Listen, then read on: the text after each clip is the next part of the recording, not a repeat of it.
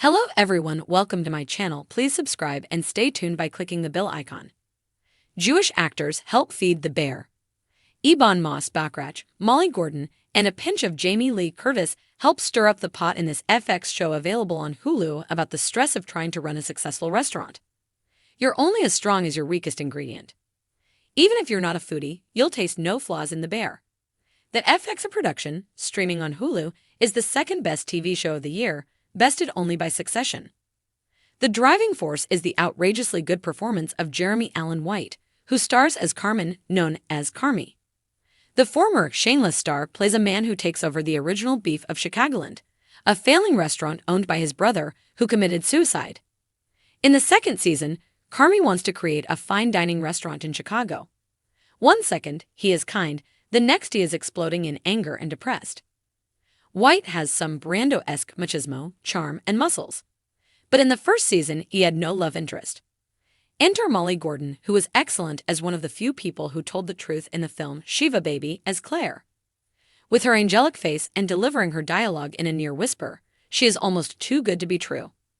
When Claire and Carmy lock lips, it's the best TV kiss of the year. And Claire also has the best line of the whole show. When Carmy is afraid to become involved with her, she realizes he is afraid the other shoes will drop. Want to know a secret? She asks.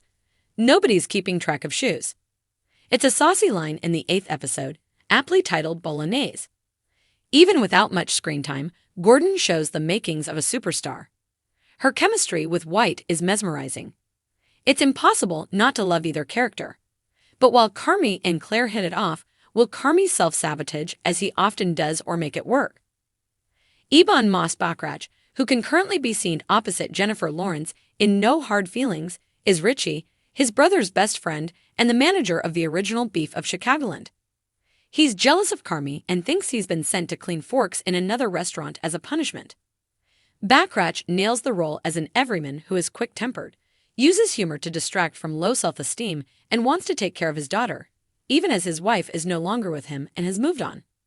Getting a ton of screen time, Bachrach knows how to take the hearts of the audience in his hand.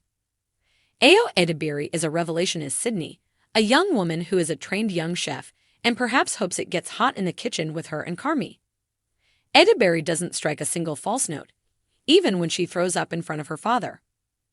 Oliver Platt stars as Uncle Jimmy, who is a major investor in the restaurant, tells a story about Steve Bartman, the young fan who reached into the field to grab a foul ball that many thought left fielder Moises Alou could have caught. The Cubs, who were ahead 3-0 in the game, wound up losing. Jamie Lee Curtis plays Carmy's chain-smoking and verbally abusive mother, who may have a personality disorder. She loves her son, but she is quite crazy, screaming and being mean for no reason. Her scenes on the show are painfully chaotic. Creator Christopher Storer, who writes or directs the majority of the episodes, is an absolute genius.